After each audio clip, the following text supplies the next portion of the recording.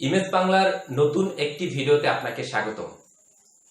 আজকের ভিডিওটা যারা গ্রাফিক্স ডিজাইন শিখতে চান, যারা গ্রাফিক ডিজাইন শুরু করতে চান, তাদের জন্য খুবই গুরুত্বপূর্ণ। আপনি কেন গ্রাফিক ডিজাইন শিখবেন, আপনি কিভাবে গ্রাফিক ডিজাইন শিখবেন, আপনাকে গ্রাফিক ডিজাইন শিখতে চাইলে আপনাকে কি কি শিখতে হবে, আপনি ফটোশপ আগে শুরু করবেন না ইলাস্ট্রেটর আগে শুরু করবেন, এবং গ্রাফিক ডিজাইন শিখে আপনি কি কি কাজ করতে পারবেন, এইসব নিয়ে আজকের ভিডিওতে আলোচনা করব। আপনারা যারা আমার চ্যানেলে নতুন এসেছেন তাদের কাছে আমার রিকোয়েস্ট, আমার চ্যানেলটা সাবস্ক্রাইব করে পাশে থাকা বেল আইকনে ক্লিক করবেন। তো চলুন শুরু করা।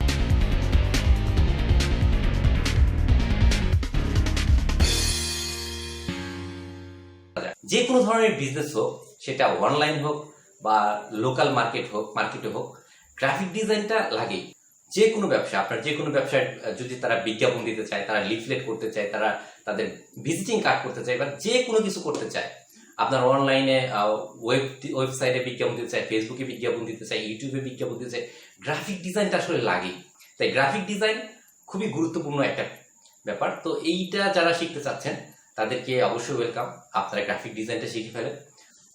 মূলত আমরা যারা গ্রাফিক ডিজাইনের কাজ করি, নর্মালি বিভিন্ন কোম্পানির ব্রোশিয়ার, লিফলেট, তারপর আপনার ওয়েবসাইটের বিজ্ঞাপন, আপনার পত্রিকার বিজ্ঞাপন, ফেসবুকের বিজ্ঞাপন, ইউটিউবের বিজ্ঞাপন, এই ধরনের নানা ধরনের গ্রাফিক্সগুলো আমরা করি। সাধারণত আমরা দুইটা সফটওয়্যার ব্যবহার করি, ফটোশপ এবং ইলাস্ট্রেটর। তো আপনি কোন সফটওয়্যারটা দিয়ে শুরু করবেন? আপনি যদি একজন গ্রাফিক ডিজাইনার হতে চান তাহলে আপনাকে কমপক্ষে এই দুইটা সফটওয়্যারের কাজ আপনাকে শিখতেই হবে। আর ফটোশপে আমরা কি কাজ করি? ফটোশপ দিয়ে আমরা ছবির কাজগুলো করে নিই। বিভিন্ন ধরনের ছবির ব্যাকগ্রাউন্ড চেঞ্জ, ছবির রেজুলেশনটা সুন্দর করা, ছবির ব্যাকগ্রাউন্ডটা সুন্দর করা, ছবির বিভিন্ন ইফেক্ট, এইগুলো আমরা ফটোশপে করে নিই। দেন আমরা ফটোশপ থেকে সেই ছবিটা ইলাস্ট্রেটরে প্লেস করে আমরা ডিজাইন করি। মূলত leaflet, brochure, backdrop, visiting card, মানে যত ধরনের ডিজাইন আছে আমরা মূলত ইলাস্ট্রেটরই করি। কিন্তু ইলাস্ট্রেটরের সাপোর্টের জন্য, অর্থাৎ ফটোর কাজটার জন্য আমরা ফটোশপটা ব্যবহার করি। ফটোশপ এবং ইলাস্ট্রেটর যদি আপনি শিখতে চান তাহলে আপনি কিভাবে শিখবেন, মানে আপনি শুরুটা কিভাবে করবেন? তো আপনার কম্পিউটারে প্রথমে ফটোশপ, ইলাস্ট্রেটর ইনস্টল করবেন। তো ফটোশপ, ইলাস্ট্রেটরের যে লেটেস্ট যে ভার্সন আছে, অবশ্যই সেই ভার্সনটা ইনস্টল করার চেষ্টা করবেন। যদি সেই ভার্সন না থাকে তাহলে অন্য যে কোনো ভার্সন ইনস্টল করে আপনারা কাজ শুরু করতে পারেন। তো ফটোশপ, ইলাস্ট্রেটর এই দুইটার কাজ শেখার জন্য আপনাকে প্রথম যে কাজটা করতে হবে, এই সফটওয়্যারের এই যে টুলগুলো আপনি দেখতে পাচ্ছেন, এই টুলগুলোর কাজ শিখতে হবে। তো দুইটা সফটওয়্যারের টুলগুলো প্রায় সেম, তবে কাজের ধরন কিন্তু আসলে ভিন্ন ভিন্ন। খুব একটা বেশি ভিন্ন তা না, মোটামুটি একই রকম। তো ফটোশপে দেখুন আপনারা যে এই টুলগুলো দেখতে পাচ্ছেন, যে এটা হচ্ছে মুভ টুল। এই টুল দিয়ে আমরা কি করি? এই টুল দিয়ে হচ্ছে আমরা ছবি বা বিভিন্ন ধরনের লেয়ার গুলোকে আমরা এক জায়গা থেকে আরেক জায়গায় সরিয়ে নিই।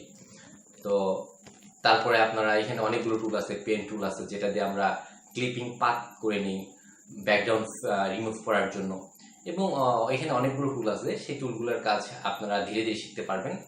আর ফটোশপে আরেকটা গুরুত্বপূর্ণ ব্যাপার হচ্ছে লেয়ার নিয়ে আমাদের কাজ করতে হয়। তো এই ফটোশপ আপনারা শেখার জন্য প্রথমে আপনাদের এই টুলগুলোর ব্যবহার শিখতে হবে। তো এই টুলগুলোর ব্যবহার প্রথমে আপনাকে শিখতে হবে। তো এই টুলগুলোর ব্যবহার করা শিখলেই আপনি মোটামুটি কাজ শিখতে পারবেন। ইলাস্ট্রেটরও ঠিক একই রকম। ইলাস্ট্রেটরের যে এই টুলগুলো আছে, এই টুলগুলোর কাজ আপনাকে শিখতে হবে, যে এই কোন টুল দিয়ে আমরা কি কাজ করব। আসলে সেটা না, ব্যাপার হচ্ছে যে আপনি কোন কাজের জন্য কোন টুলটা ব্যবহার করবেন।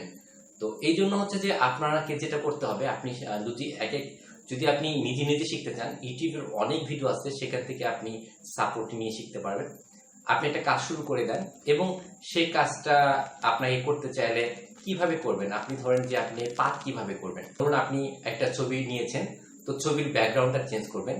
তো আপনি এই ব্যাকগ্রাউন্ডটা কিভাবে চেঞ্জ করবেন, এটি আপনি ইউটিউবে সার্চ দিবেন, হাউ টু রিমুভ ফটোর ব্যাকগ্রাউন্ড। তো দেখবেন আপনি অনেক ধরনের ভিডিও চলে আসছে, সেখান থেকে একটা ভিডিও দেখে আপনি এই কোন টুলটা ব্যবহার করেছে সেই টুলটা ব্যবহার করে আপনি আপনার ছবির ব্যাকগ্রাউন্ডটা চেঞ্জ করে ফেললেন।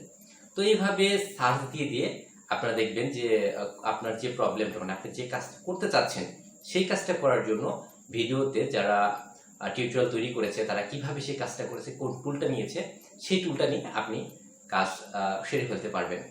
এবং ইলিস্ট্রেটরে একই ধরনের ব্যাপার, যে ইলিস্ট্রেটরে যে আমরা যে টুলগুলো দেখতে পাচ্ছেন, এই টুলগুলো আমরা কি কি কি কি কারণে ব্যবহার করি, কোন টুলটা কোন কাজের জন্য আমরা ব্যবহার করি।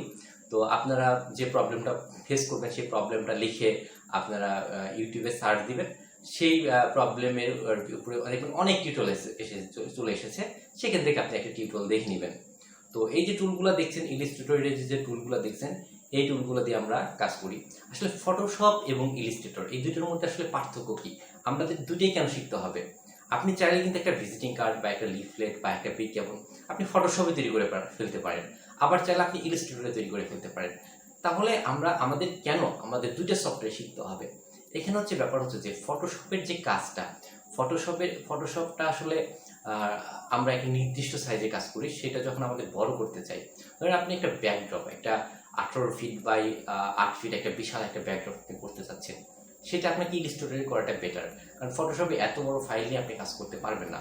আর ইলিস্ট্রেটরে যখন আপনি করবেন সেটা 18 ইঞ্চি বাই 8 ইঞ্চিতে যদি আপনি করেন, সেটা টেনে 18 ফিট বা 8 ফিট করে ফেলবে, কোনো রকম ফাটবে না, এটা ভেক্টর নিয়ে কাজ করে। তো ফটোশপ ইলিস্ট্রেটর এই জন্যই দুইটাই শিখতে হবে। আপনি ভালো মানের একজন গ্রাফিক ডিজাইনার হতে চাইলে আপনি ফটোশপ এবং ইলিস্ট্রেটর দুইটা সফটওয়্যারের কাজ শিখতে হবে।